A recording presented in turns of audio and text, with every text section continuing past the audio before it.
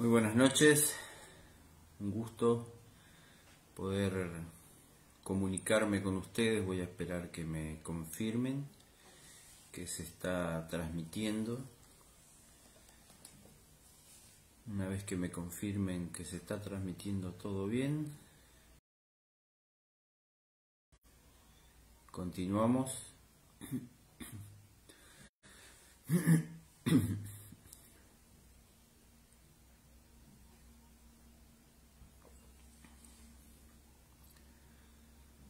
Bueno, ahí parece que se está viendo. Ahí veo una persona conectada. Correcto. Ahí veo a David Ortiz conectado, así que se está transmitiendo correctamente. Bueno, antes que nada quiero saludarlo.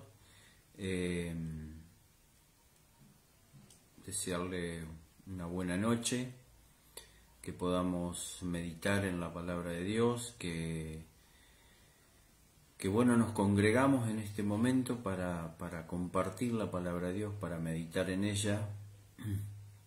Así que vamos a inclinar el rostro, vamos a hacer una oración para que el Señor guíe esta meditación. Vamos a orar. Querido Padre, que estás en los cielos, te queremos agradecer por la vida, por la salud. Te agradecemos, Señor, por la posibilidad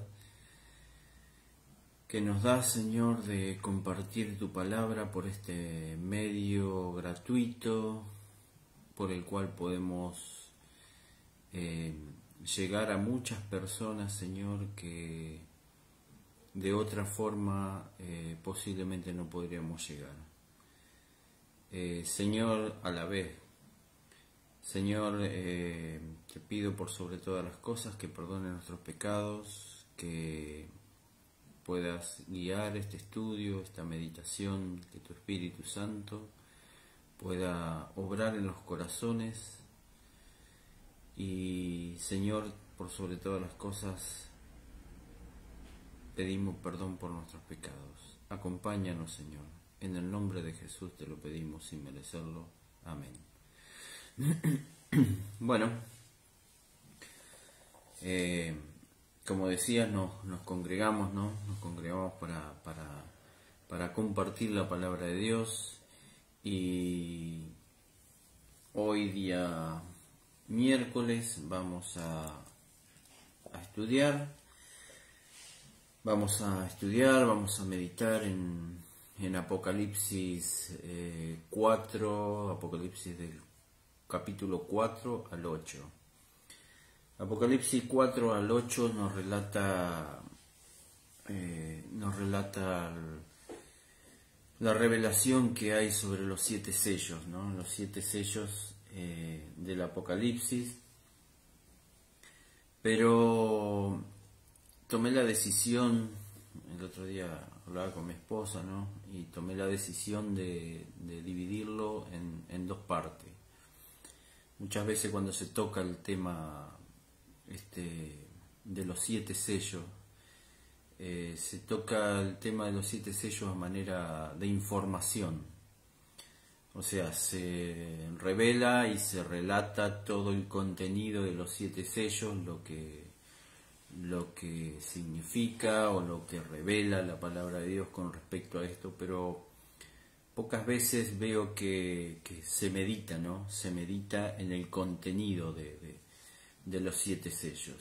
Y el propósito de congregarnos en este espacio no es tan solo un medio para que podamos obtener información de aquello que dice, sino principalmente en que podamos pensar, que podamos analizar, y de eso que pensamos y analizamos podemos aplicarlos a nuestra vida. Uno, si busca los 7 sellos, si el propósito del estudio de los 7 sellos del Apocalipsis sería solo por obtener información de lo que dicen los 7 sellos, lo que revelan los 7 sellos, sí, hay un montón de videos de YouTube, hay libros, hoy en día hay mucha información, por lo cual cualquier persona que esté interesada en estudiar y escuchar y poder saber lo que revelan proféticamente los 7 sellos, puede acceder a esta información, ¿no? Pero como dije al principio, ¿no? El propósito al estudiar los 7 sellos en este lugar, en este espacio, es que podamos examinar con profundidad el mensaje que tiene para cada uno de nosotros.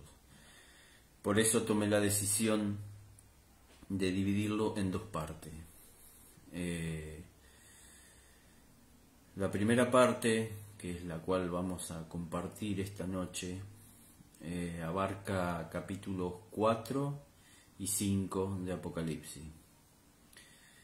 Pero para poder comenzar a estudiar lo que dice el capítulo 4 y 5 del Apocalipsis, primero tenemos que ver el contexto en el cual está escrito el capítulo 4 y 5. Todo lo que revela el capítulo 4 y 5 tiene un contexto para que lo podamos entender. El contexto en el cual está revelado el Apocalipsis 4 y 5 es que existe un conflicto cósmico, el cual está, en ese conflicto existen 2 poderes que son totalmente antagónicos.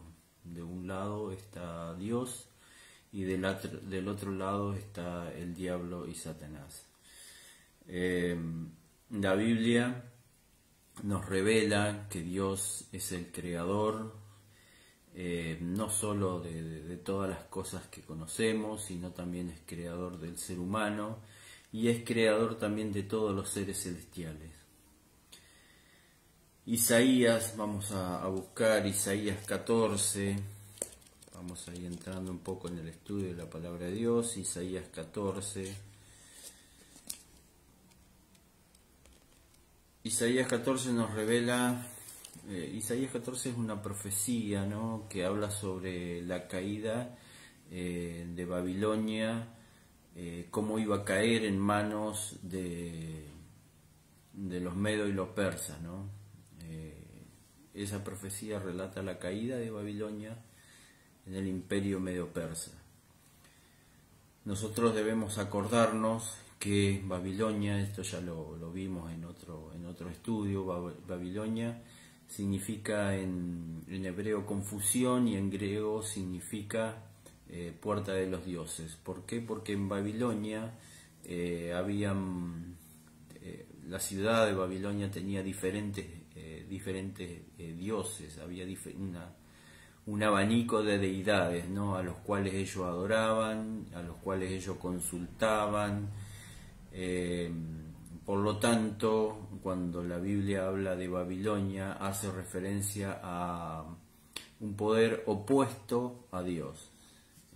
Babilonia significa, aparte de confusión, significa que es un conjunto de deidades que están en oposición a Dios, ¿no? Pero bueno, esto es lo que significa Babilonia. Bueno, en esta profecía, Isaías 14 nos revela cómo Babilonia iba a caer bajo manos del imperio Medo-Persia. Pero también esta profecía tiene 2 aplicaciones, algo así como Mateo 24. Mateo 24 es una profecía cuando los discípulos le preguntaron a Jesucristo cómo iba a ser el fin del mundo y cómo iba a ser la caída de Jerusalén, ¿no? Del templo más precisamente. Bueno, y Jesucristo le revela, en esa profecía tiene 2 aplicaciones: el tiempo en el cual iba a caer Jerusalén y también revela la segunda venida de Jesucristo, los eventos del fin del mundo, ¿no? Bueno, esta profecía de Isaías 14 también revela la caída de Babilonia, pero también nos revela a partir del versículo 12, a partir del 14:12, Isaías 14:12 dice: ¿Cómo caíste del cielo, lucero, hijo de la mañana? Derribado fuiste a tierra, tú que debilitabas a las naciones, tú que decías en tu corazón: subiré al cielo, en lo alto junto a las estrellas de Dios, levantaré mi trono y en el monte del testimonio me sentaré en los extremos del norte. Sobre las alturas de las nubes subiré y seré semejante al Altísimo, ¿no? Bueno, en esta profecía nos revela cuál es el poder antagónico a Dios, ¿no? La oposición a Dios, ¿no? Que era un ángel de luz, después se convirtió en el diablo y Satanás, era llamado lucero, ¿no? Y también en Ezequiel 28, vamos a buscar, Ezequiel 28 también es otra profecía. Ezequiel 28 es otra profecía de una ciudad llamada Tiro. Tiro estaba ubicada en una isla, era una ciudad muy rica comercialmente, y su rey se llamaba Itobal III. Itobal III era un rey que se había hecho rico, valga la redundancia, ¿no? Por el comercio que llevaba a cabo, ¿no? Y la profecía de Ezequiel 28, bueno, como era una persona, un rey muy próspero, como siempre pasa al ser humano, llega un momento en que se exalta, ¿no? Muchas veces la riqueza y el poder extravían a las personas que no están aferradas a Dios, ¿no? Y nosotros encontramos en Ezequiel 28, por ejemplo, versículo 2: tu corazón se ensorbeció y dijiste: yo soy un Dios y estoy sentado en el trono de Dios en medio de los mares, pero tú eres un hombre y no Dios. Bueno, ahí está encontramos la profecía que hace referencia a Itobal III, ¿no? Porque pretendía o creía que tenía atributos divinos. Pero a partir del versículo 12, ¿no? Encontramos la segunda aplicación de esta profecía. Dijimos que la profecía muchas veces tiene dos aplicaciones. Pasó en Isaías, pasó en Mateo 24 y acá lo encontramos en Ezequiel. La segunda parte dice: tú eres el sello de la perfección, lleno de sabiduría y de acabada hermosura, en el Edén, en el huerto de Dios. Evidentemente, esta aplicación no corresponde a Itobal III, ¿no? El rey de Tiro, sino que está hablando del mismo personaje que hace la descripción en Isaías 14, ¿no? ¿Cómo caíste del cielo, oh lucero de la mañana? En el Edén, en el huerto de Dios estuviste, de toda piedra preciosa era tu vestidura, de cornerina, topacio, jaspe, crisólito, berilo y onís, de zafiro, carbuncio, esmeralda y oro. Los primores de tu tamboril y flauta fueron preparados para ti en el día de tu creación, un ser creado.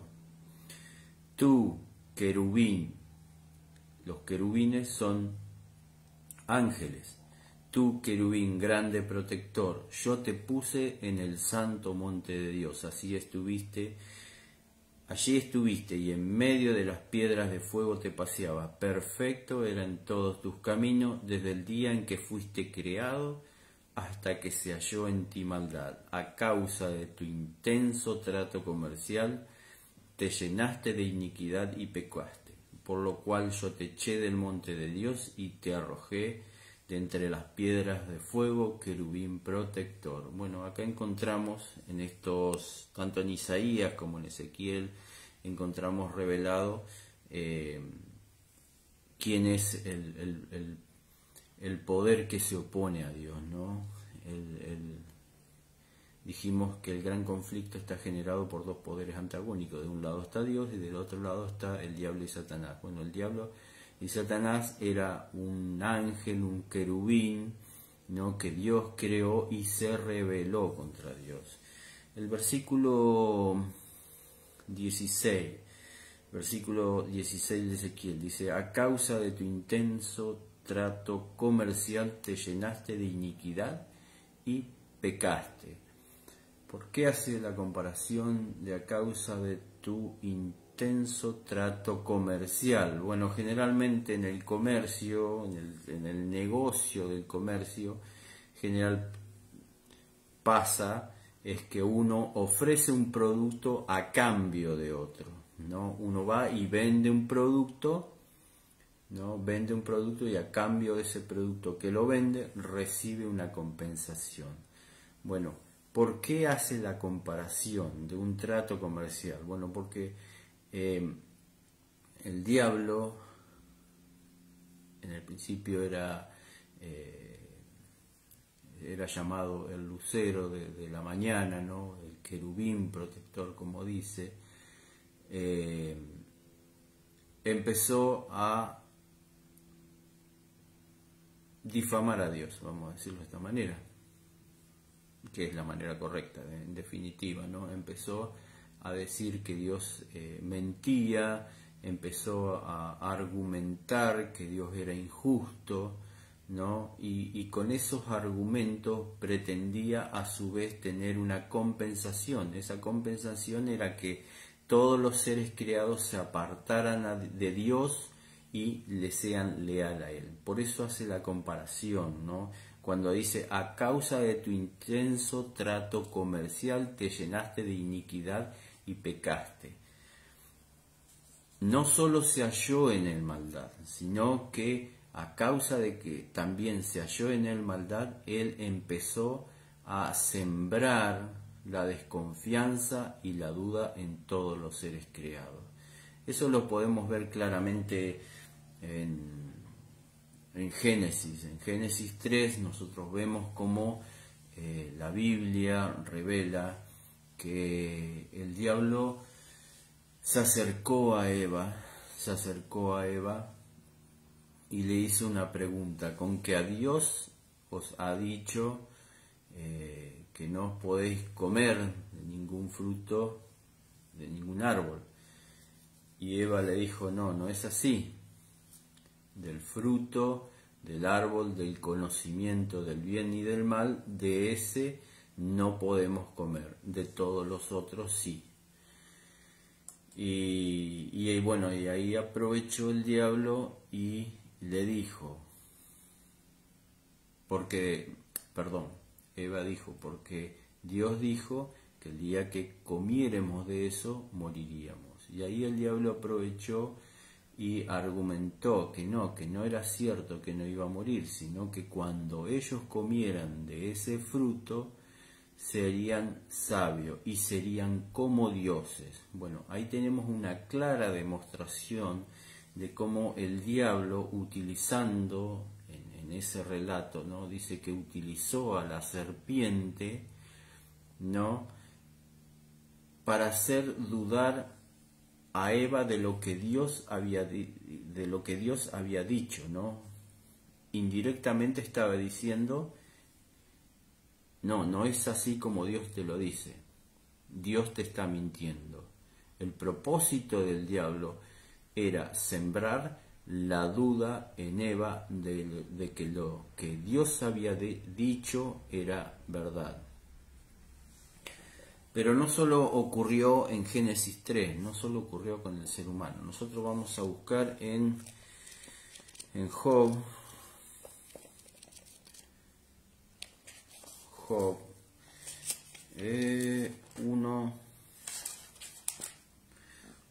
1, 6 al 11. En Job 1, 6 al 11. Dice, un día acudieron a presentarse delante de Jehová los hijos de Dios. Evidentemente acá el ser humano no podía estar presente, ¿no? Un día acudieron a presentarse delante de Jehová los hijos de Dios, y entre ellos vino también Satanás. Y dijo Jehová a Satanás, ¿de dónde viene? Respondiendo Satanás a Jehová dijo, de rodear la tierra y de andar por ella.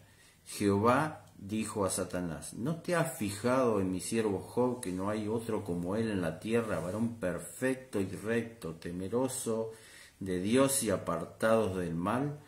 Respondiendo Satanás a Jehová dijo, ¿acaso teme Job a Dios de balde? ¿No le has rodeado de tu protección a él y a su casa y a todo lo que tiene el trabajo de sus manos has bendecido?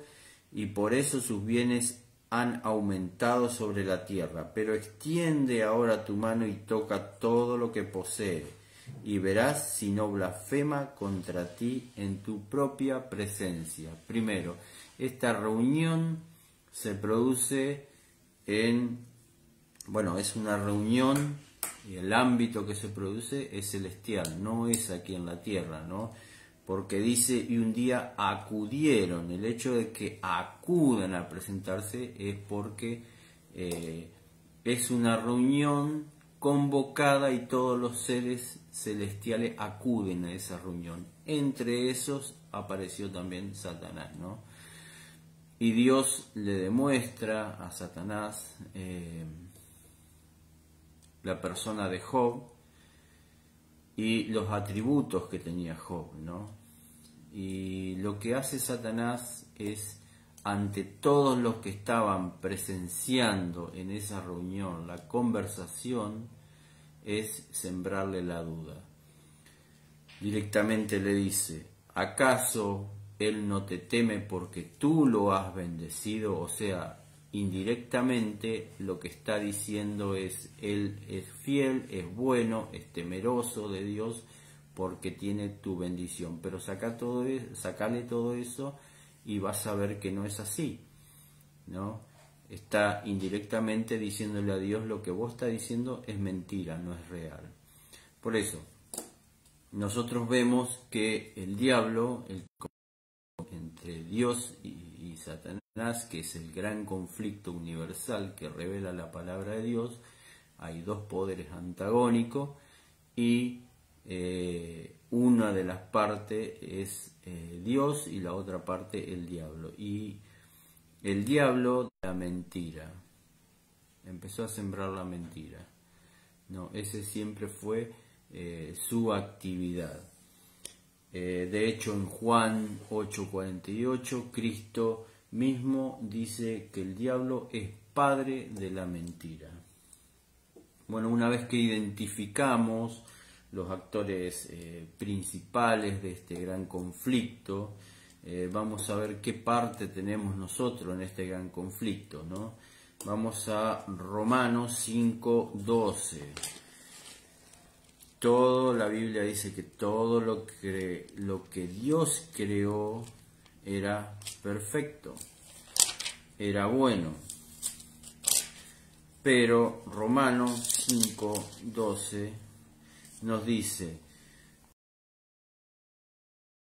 por tanto, como el pecado entró en el mundo por un hombre a causa de la desobediencia de Adán y Eva, y por el pecado la muerte, así la muerte pasó a todos los hombres por cuanto todos pecaron. Dios creó todo y era todo perfecto en este mundo, pero a causa de la desobediencia de la raza humana, vamos a decirlo de esta manera, entró el pecado del mundo. Y Romanos 6:23, un poquito más adelante, 6:23 nos dice, porque la paga del pecado es muerte, pero la dádiva de Dios es vida eterna en Cristo Jesús, Señor nuestro. Ahora, ¿cómo es el tema? A causa de que entró el pecado, estamos condenados a morir eternamente, ¿no? Pero a causa de la dádiva, a causa del regalo que Dios nos da, obtenemos la vida eterna en Cristo Jesús. ¿En qué se basa esa dádiva, no? Efesios 3, 8 y 9. Efesios 3, 8 y 9. Vamos a buscarlo.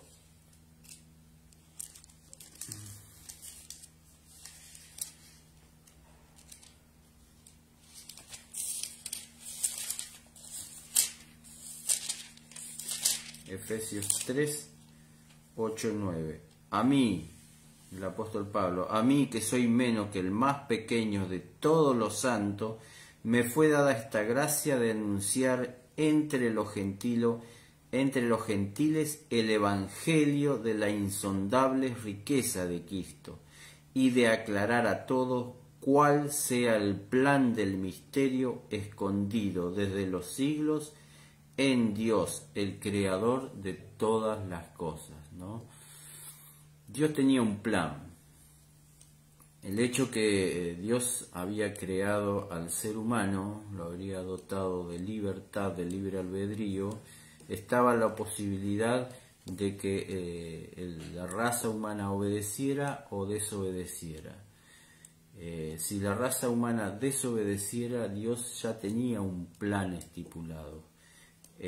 ¿Cómo era ese plan? Bueno, el plan, de la misma manera, cuando uno adquiere un vehículo o adquiere algo de valor, contrata un seguro por si uno choca el auto, se lo roban, se lo rompen. Bueno, ese seguro cubre los costos de el vehículo o de la propiedad que uno adquiere por si tiene algún accidente. Bueno, el plan que tenía Dios, el plan que tenía por si el ser humano desobedecía y el pecado entraba a la tierra, estaba basado en el Evangelio eterno. La última vez que estuvimos hablando de la iglesia de la Odisea, estuvimos hablando del Evangelio eterno. Bueno, ¿en qué se basa el plan que Dios tenía por si el ser humano, si la raza humana desobedecía y entraba el pecado en el mundo? ¿Cuál era el plan? ¿En qué estaba basado ese plan? Filipenses 2, 6 al 8. Filipenses 2, 6 al 8 explica en qué estaba basado el Evangelio eterno. 5.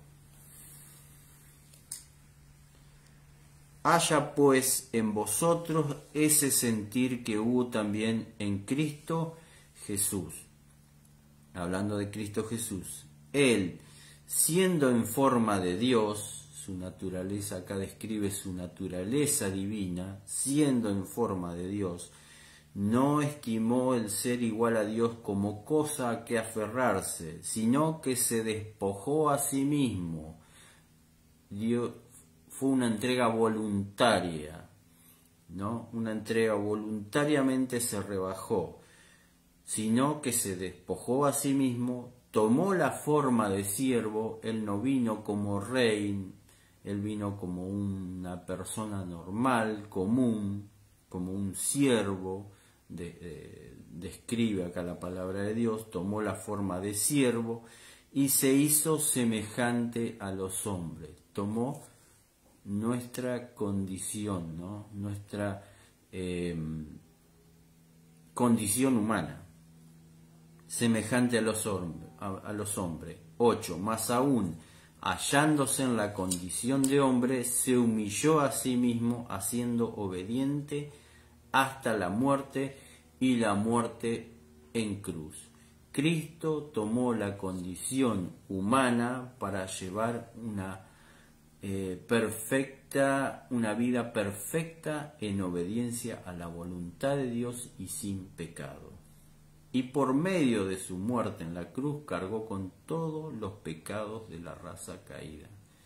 En eso estaba basado el plan de salvación. ¿no?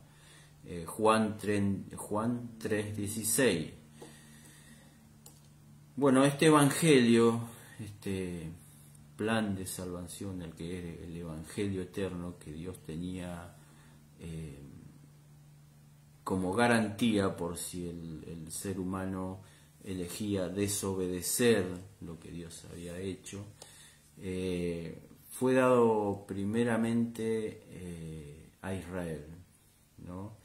Y después a la iglesia, que es el evangelio eterno. Bueno, a Israel el evangelio eterno se lo fue dado de manera pedagógica, ¿no? De manera pedagógica por medio del santuario y su servicio. El santuario y su servicio consistía en que el pecador traía un cordero o otro animal, según sea su condición social, traía al santuario, traía un animal, imponía sus manos sobre el animal, confesaba sus pecados y de esta manera simbólicamente transfería sus pecados al animal. Después el animal era desgollado. De esta manera el pecador, la persona que traía el animal, quedaba libre de culpa, ¿no? Porque él hacía transferencia, simbólicamente hacía transferencia de sus pecados al animal, ¿no? Pero a su vez todo este servicio debía llevar a una reflexión, ¿no? A la persona que traía el animal, ¿no? Debía hacerlo pensar, ¿no? Hacerlo pensar de que el pecado produce derramamiento de sangre y que un ser inocente cargaría con sus pecados.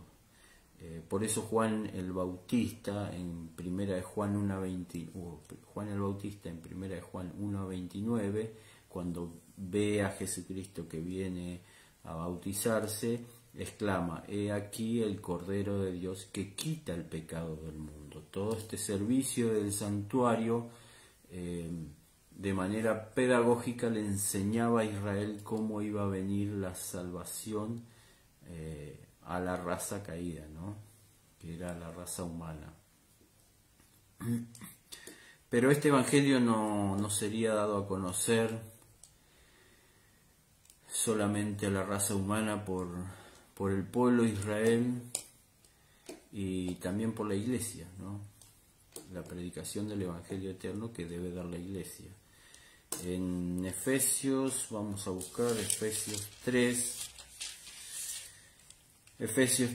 10 al 11.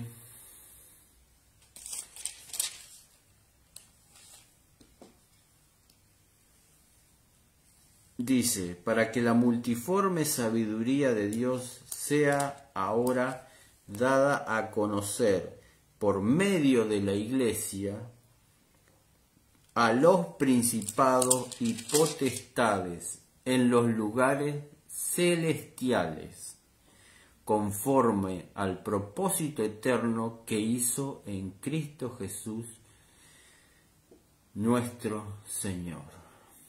Este evangelio eterno no solamente sería dado a conocer a la tierra, como dijimos al principio, el diablo, Satanás, empezó a sembrar la duda de que Dios es injusto, de que Dios miente, no solo a la raza caída, lo vimos en Job, también lo hizo en los lugares celestiales. Para Dios hubiera sido fácil, una vez que se produce la rebelión en Satanás, destruirlo automáticamente.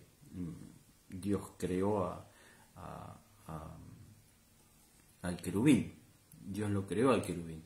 Él podría haberlo destruido, pero si él actuaba de esa manera, siempre iba a quedar la semilla de la duda de que si Satanás, el diablo, tenía razón y Dios en realidad era mentiroso o era un Dios tirano. Por eso Dios sabiamente deja que todo esto se desarrolle.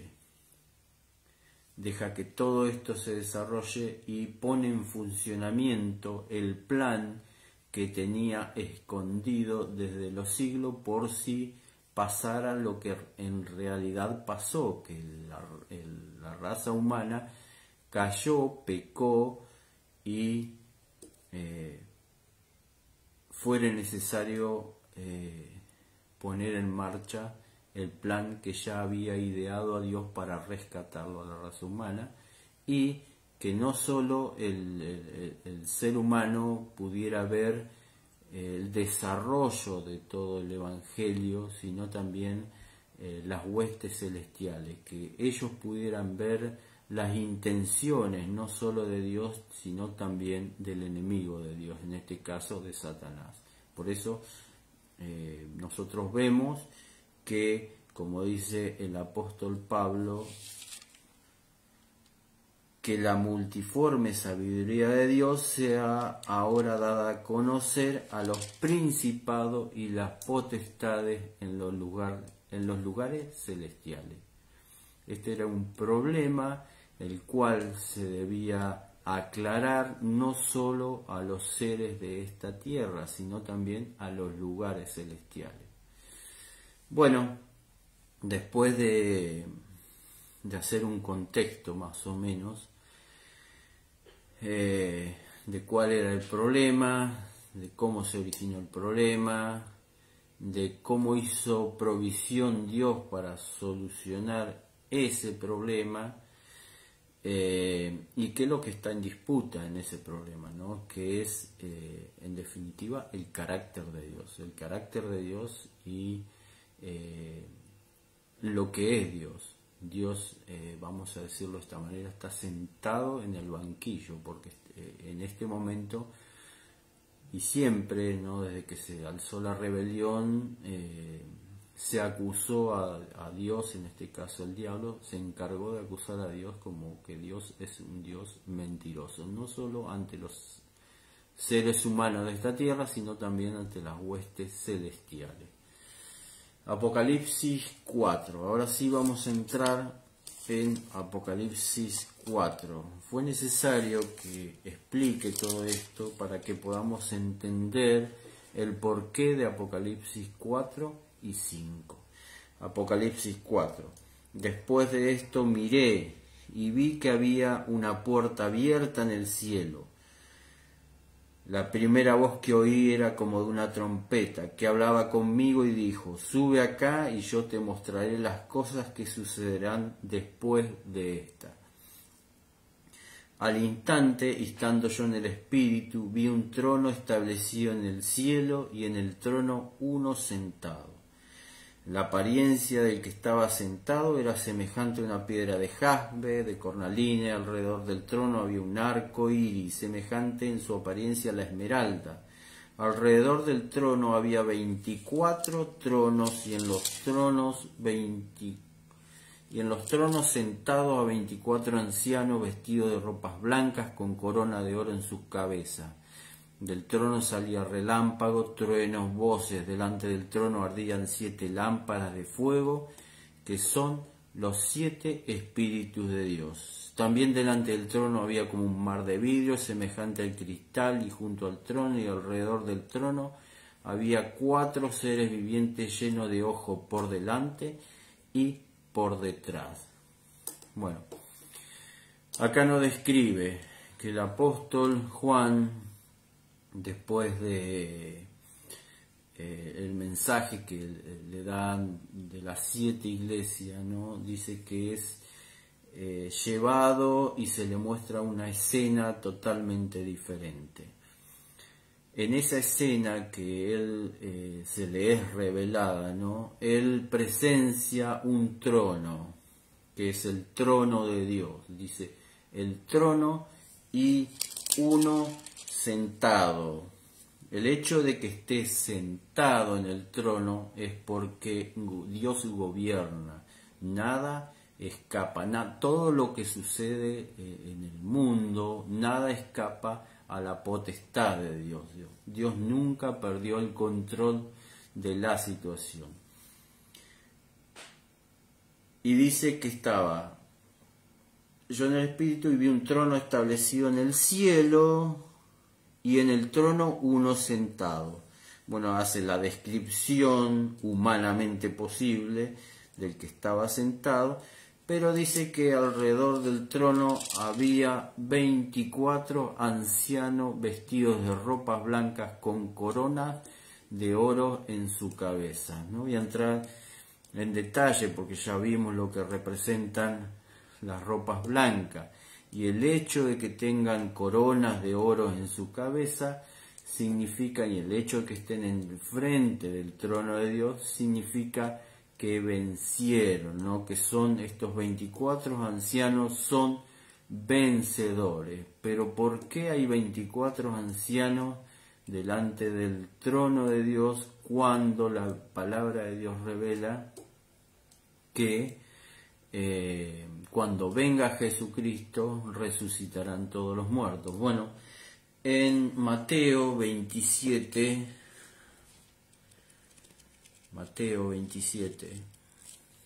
vamos a buscarlo porque esto tiene que quedar claro, porque si no se presenta muchas veces para confusión.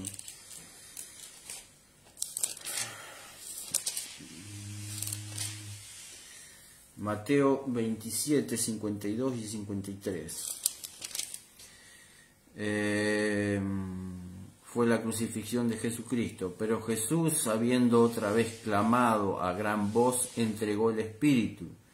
Entonces el velo del templo se rasgó en dos de arriba abajo, la tierra tembló, las rocas se partieron, los sepulcros se abrieron y muchos cuerpos de santos que habían dormido se levantaron. Y después que Él resucitó, después de la resurrección de Cristo, salieron de los sepulcros, entraron a la santa ciudad y aparecieron a muchos. Bueno, el relato bíblico nos dice que cuando fue la muerte de Jesucristo, muchos sepulcros, muchos de los santos que habían creído en la venida del Señor Jesucristo, que se habían entregado a Dios, dice que cuando Jesucristo murió y resucitó, bueno, ellos resucitaron y ascendieron también con Cristo. Estas son las primicias, el adelanto de la segunda resurrección cuando venga Jesucristo por segunda vez, ¿no? Estas son las primicias, la garantía del triunfo de Jesucristo, ¿no? La garantía del triunfo de Jesucristo sobre la muerte también, ¿no?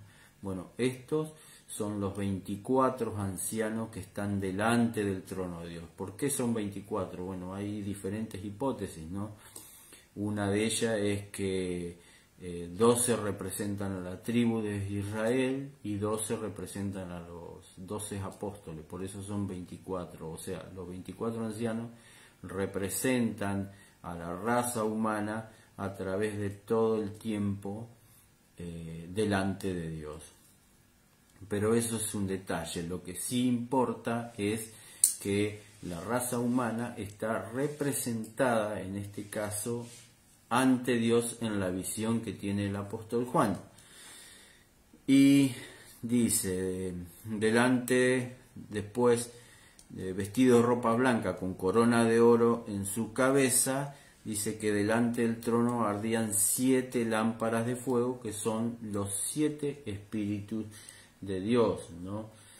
Nosotros ya vimos en Isaías 11:2, ¿no? El Espíritu de Dios está representado por 7 espíritus de Dios, ¿no? Que son los 7 dones que Dios da también a la iglesia, ¿no? Y también encontramos, aparte de los 24, aparte del que está sentado en el trono, que es Dios, de los 24 ancianos, que son los representantes de la raza humana, del Espíritu Santo, que son los 7, en este caso está identificado los 7 espíritus de Dios, también encontramos los 4 seres vivientes, llenos de ojos por delante y por detrás. Estos 4 seres vivientes también aparecen en la visión que tiene Ezequiel, del trono celestial. En Ezequiel 1 y en Ezequiel 10 revela que son querubines, ¿no? Los 4 querubines que sirven a Dios, sirven al trono de Dios y son los representantes también de las huestes celestiales. ¿Y cuál es la actividad que revela el trono y todos estos representantes delante del trono? ¿No? Dice que exclaman, fíjense a partir del versículo 8, los 4 seres vivientes tenían cada uno 6 alas, alrededor, por dentro, estaban llenos de ojos y día y noche sin cesar decía, Santo, santo es el Señor, Dios Todopoderoso, que era, que es y el que ha de venir, ¿no? Revelan que la actividad delante del trono de Dios es la de adoración. ¿Y por qué? Precisamente, ¿por qué adoraban? Versículo 11, Señor, digno eres de recibir la gloria, la honra y el poder, porque tú creaste todas las cosas y por tu voluntad existen y fueron creadas. Capítulo 4, para cerrar, revela el trono de Dios, revela a Dios, a los representantes de la raza humana, en este caso los 24 ancianos, revela el Espíritu Santo, ¿no? Representado en este caso con 7 lámparas de fuego y también los 4 seres vivientes que son querubines. ¿Cuál es la actividad que revela el capítulo 4 que llevan a cabo? Es la de adoración. ¿Cuál es el motivo, por lo menos que revela acá la palabra de Dios? ¿Cuál es el motivo fundamental por el cual adoran? Es porque Dios es el creador. Dice, porque tú creaste todas las cosas y por tu voluntad existen y fueron creadas. Bueno, pero a toda esta visión de repente se produce un cisma. En el capítulo 5, ¿no? Lo voy a leer y después lo vamos a desmenuzar, ¿no? Vi en la mano derecha, continuamos, vi en la mano derecha al que estaba sentado en el trono un libro escrito por dentro y por fuera, sellado con 7 sellos, y vi un ángel poderoso que pregonaba a gran voz, ¿quién es digno de abrir el libro y de desatar su sello? Pero ninguno, ni en el cielo, ni en la tierra, ni debajo de la tierra podía abrir el libro, ni siquiera mirarlo. Y yo lloraba mucho, porque no se hallaba a nadie que fuera digno de abrir el libro, ni siquiera de mirarlo. En toda la visión que recibe Juan del trono, se produce este conflicto, este cisma, ¿no? ¿Cuál es, en qué consiste? En que hay un libro a la derecha del trono que está escrito por dentro y por fuera. Generalmente, en algunas versiones, creo que en algunas versiones dice papiro, ¿no? Pero bueno, sea libro, sea papiro, es lo mismo.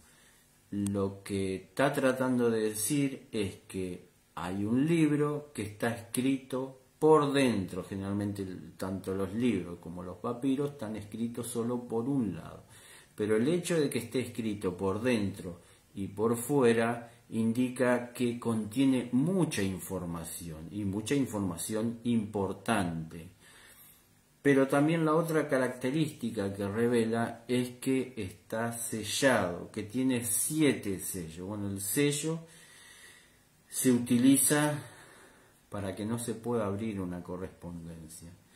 Y el número 7, nosotros ya lo vimos en otras oportunidades, simboliza la perfección. Por eso el hecho de que un libro que contenga mucha información esté sellado con 7 sellos, como dice el texto bíblico, no solo nadie lo puede abrir, sino que ni siquiera lo pueden mirar. ¿Por qué? Porque no hay ninguno digno de abrirlo. Continuamos. Tal es la angustia, tal es la tensión que sucede en esta visión, ¿no?, que dice el apóstol Juan: y yo lloraba mucho porque no se hallaba nadie que fuera digno de abrir el libro, ni siquiera de mirarlo. Pero de repente dice: entonces uno de los ancianos me dijo: no llores, porque el león de la tribu de Judá, la raíz de David, títulos mesiánicos, títulos haciendo referencia a Jesucristo, porque Jesucristo viene de Judá, del pueblo de Israel, y también viene del linaje de David, ¿no?, genealógicamente. El león de la tribu de Judá, la raíz de David, ha vencido para abrir el libro y desatar sus 7 sellos. Miré y vi que en medio del trono y de los 4 seres vivientes y en medio de los ancianos estaba en pie un cordero como inmolado, ¿no? El león es símbolo de la fuerza, ¿no? Pero al mirar ve un cordero como inmolado, un contraste tan pronunciado en las imágenes que presenta el apóstol Juan, porque le dicen el león, el triunfador, el vencedor. El león simboliza eso, ¿no? Pero cuando ve un cordero, bueno, un contraste tan pronunciado indica que el triunfo que tuvo el león no está basado en la fuerza, ¿no?, sino en la excelencia moral. Por eso se declara que es digno, sino cuando hace la referencia diría: no se encontró a nadie que tenga el poder, o no se encontró a nadie que tenga la fuerza para tomar el libro sellado, ¿no? En realidad el llamado es: no se encontró a nadie que fuera digno. El triunfo de Jesucristo en este gran conflicto no fue por medio de la fuerza. La victoria que tuvo Jesucristo en este gran conflicto se centra en lo que hizo en la cruz. Cristo, como Cordero de Dios, pagó las consecuencias de la desobediencia del ser humano ante Dios y su ley. Nosotros, muchas personas piensan que la ley de Dios está obsoleta, o que caducó, o que es algo hasta a veces pasó de moda, ¿no? Pero si nosotros nos detenemos a observar, cuando Eva pecó, cuando Eva tomó la decisión de desobedecer a Dios, desobedeció la ley de Dios. Nosotros, la ley de Dios expresada en los 10 mandamientos, por ejemplo, dice: no codiciarás, no codiciarás la casa de tu prójimo, bueno, todo lo que viene después, ¿no? Eva, al desear tomar una manzana que no era para ella, codició la manzana. La ley de Dios dice: no matarás. Bueno, Dios ya le había dicho que si ellos comían del fruto del árbol de la ciencia del bien y del mal, morirían. Ella, al tomar ese fruto, conociendo las consecuencias de hacerlo, y al compartirlo con su esposo, prácticamente se hizo partícipe de un asesinato, ¿no? Porque ella le dio el medio por el cual su esposo iba a morir también, ¿no? Por eso ella violó también el mandamiento de no matarás. También cuando el diablo, por medio de la serpiente, le dice: sabe Dios que el día que ustedes coman de ese fruto seréis como dioses. Bueno, la ley de Dios dice: no tendrás dioses aparte de mí, ¿no? Por eso cuando Eva toma del fruto del árbol, desobedece a Dios violando la ley de Dios. De hecho, 1 Juan 3:4 dice que el pecado es desobedecer la ley, ¿no? Pero bueno, a pesar de que el ser humano desobedeció a Dios y su ley, Cristo como Cordero vino y pagó ese saldo que estaba a cuenta del ser humano. Prácticamente podríamos decir que hizo justicia. No justicia, o sea, la muerte de Jesucristo en la cruz no era justo porque Él no tenía pecado, Él no cometió pecado, Él era como el Cordero de Dios, era inocente, ¿no? Pero la ley demandaba un derramamiento de sangre. Dios había dicho que si el ser humano pecaba, iba a morir. Entonces, al violar la ley de Dios, al desobedecer a Dios, el ser humano estaba condenado a morir.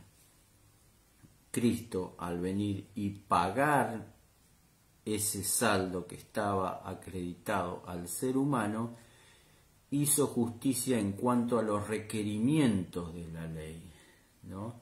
Y a su vez, no solo hizo justicia a lo que requería la desobediencia a la ley de Dios, sino que también demostró amor por el ser humano, amor por la raza caída, porque Dios envió a su Hijo para rescatar al ser humano. Juan 3:16. De tal manera amó Dios al mundo que envió, vamos a leerlo, siempre lo nombro, pero está bueno que se lo memoricen. Juan 3: de tal manera amó Dios al mundo que ha dado a su Hijo unigénito para que todo aquel que en Él crea no se pierda, mas tenga vida eterna, ¿no? Por eso el Salmo 85:10 dice: la misericordia se encontraron, la justicia y la paz se besaron. En esto, ante este hecho, ¿no?, que fue la entrega voluntaria de su... Bueno, ahí volvió, se cortó, disculpen, se cortó, ahí volvió. Bueno, continúo. En este hecho, en la cruz, ¿no?, en la cruz Dios revela su verdadero carácter, y todos los argumentos que había tenido el enemigo en contra de Dios se cayeron como un castillo, ¿no?, de naipes. Estos capítulos 4 y 5, ¿no?, ubican esta visión, estos capítulos ubican esta visión en la crucifixión de Cristo,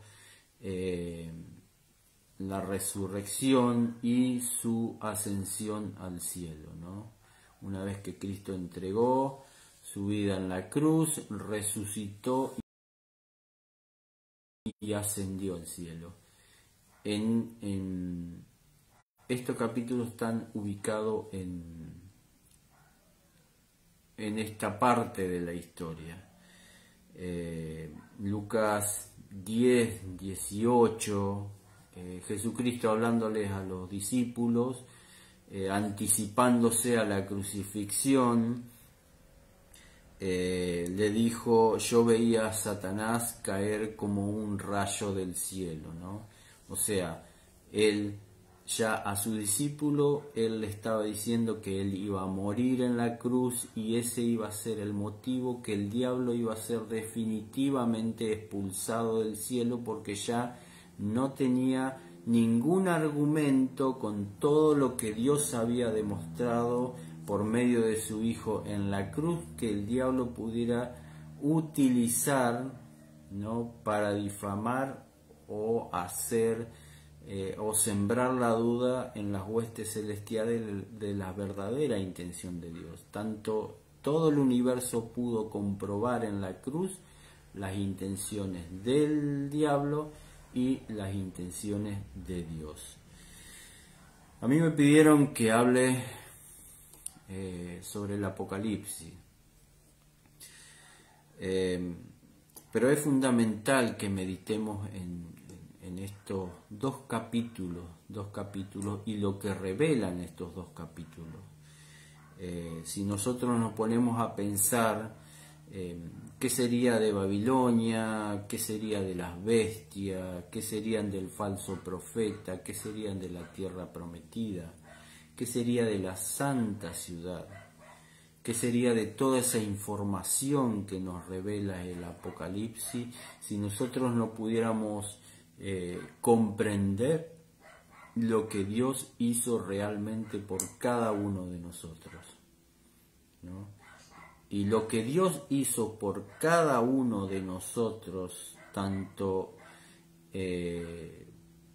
por cómo nos creó y cómo nos redimió, está explicado en el capítulo 4 y 5 del Apocalipsis. Podemos decir que el capítulo 4 y 5 del Apocalipsis es el centro del Apocalipsis, es el centro de la Biblia. El Evangelio eterno y lo que Cristo hizo en la cruz es el centro de la Biblia y es el centro de Apocalipsis. Yo muchas veces me pongo a estudiar y me pongo a leer estos textos y sinceramente no comprendo y no entiendo la cantidad y las veces de argumentos que uno utiliza para que las personas puedan estudiar, para que las personas puedan comprometerse a tener una relación más íntima con Dios. ¿No? Uno lee todo esto, uno estudia todo esto, uno medita en lo que es el capítulo 4 y 5, y creo que cualquier argumento que pueda utilizar una persona es insuficiente al comprobar todo lo que hizo Dios por nosotros y aún hace por nosotros, porque nos describe que todo el cielo, todo el universo está abocado al plan de redención, a rescatar al ser humano, a la raza caída que estaba condenada a la destrucción.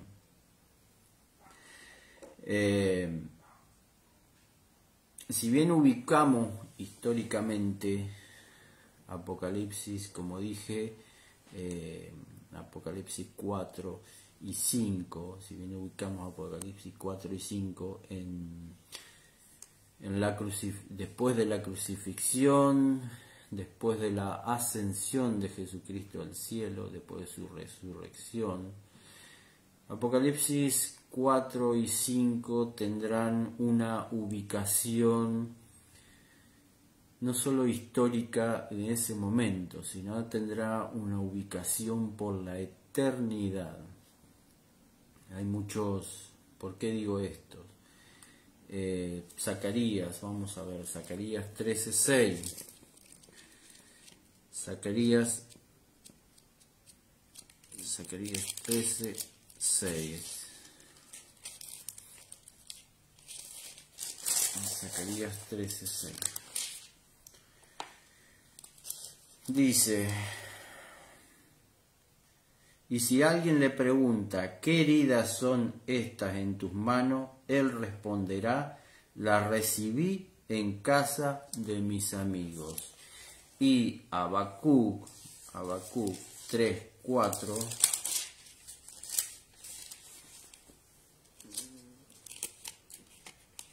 Habacuc 3:4. Habacuc 3:4 dice: rayos de luz salen de su costado, y allí mismo está el escondedero de su poder. Esa es la versión King James. Y la versión Andrews, que es la versión que yo tengo acá, dice: su resplandor es como la luz, rayos brillantes salen de su mano, allí está escondido su poder. Apocalipsis y la Biblia revela que en la eternidad todos seremos transformados. Ya no habrá pecado, ya no habrá más muerte, no habrá envejecimiento, no tendremos que presenciar muchas veces la enfermedad que nadie puede curar y nadie puede solucionar en nuestros seres queridos. Por ende, al no haber envejecimiento, al no haber muerte, al no haber enfermedades, seremos transformados. Y ya el pecado y la rebelión no se notará más en nuestra imagen, ¿no? Ya no continuaremos con los rasgos del pecado y de la rebelión. Pero hay alguien que sí llevará por los siglos de los siglos, eternamente, los rastros de la cruz. A tal punto hay muchos, por dar un ejemplo, hay muchos niños que murieron, hay muchos bebés que alcanzaron a nacer y no conocen el plan de redención y murieron, ¿no? Y ellos son inocentes y alguien le explicará en la eternidad en qué consistía el plan de redención, ¿no? Por eso cuando dice Zacarías, y si alguien le pregunta qué heridas son estas de tus manos, él responderá: las recibí en las casas de mis amigos. Y así como Jesucristo por la eternidad cargará con esas heridas en las manos, también en las laceraciones que tuvo en sus costados, como dice el texto bíblico, rayos de luz salen de su costado y allí mismo está el escondedero de su poder. Jesucristo cargará en las eternidades con esas señales de la rebelión que hubo, porque esa será la garantía de que no haya una segunda rebelión. Ya no quedará por las eternidades, no habrá una segunda rebelión, porque ya nadie dudará, como dice Primera de Juan 4:8, que Dios es amor. Y como dice el Salmo 89:14, justicia y derecho son el simiente de su trono, son el cimiento de su trono. Misericordia y verdad van delante de tu rostro. Ya nadie dudará, nadie podrá decir o argumentar otra cosa, porque ya quedó demostrado en la cruz que Dios es justo, pero también Dios es misericordioso. Por eso Jesucristo es digno de tomar el libro, porque Él demostró y reveló no solo al ser humano, sino ante todo el universo, las verdaderas intenciones, no solo del diablo, sino de Satanás.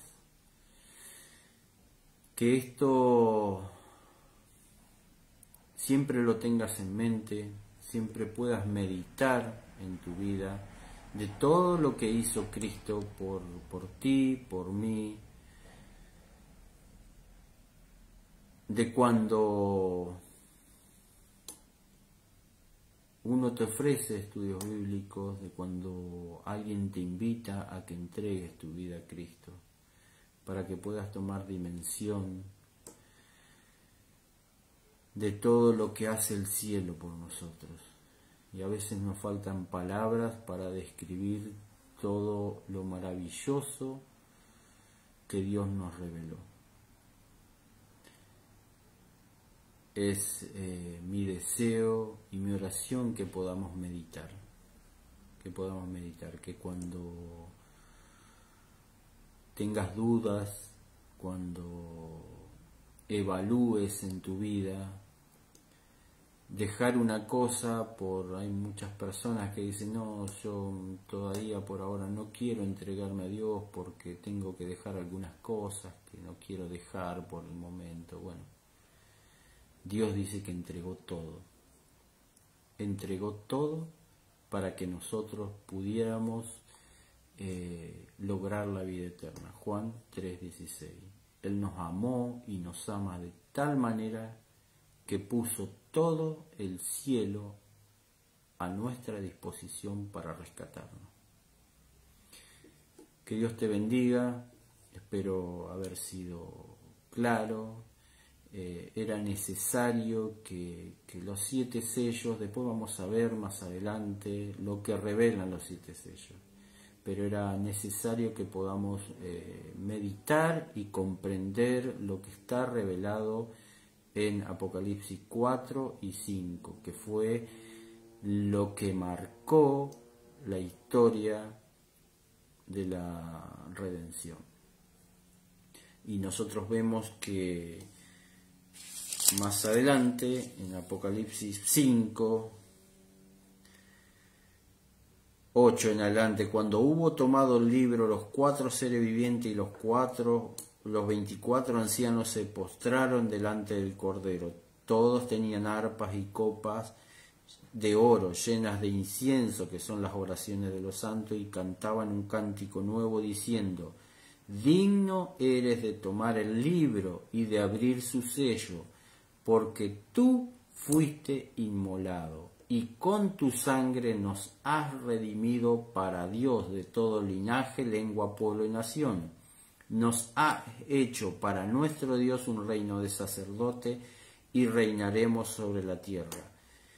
Miré y oí la voz de muchos ángeles alrededor del trono, de los seres vivientes y de los ancianos. Su número era millones de millones, y decían a gran voz: el Cordero que fue inmolado es digno de tomar el poder, la riqueza, la sabiduría, la fortaleza, la honra, la gloria y la alabanza.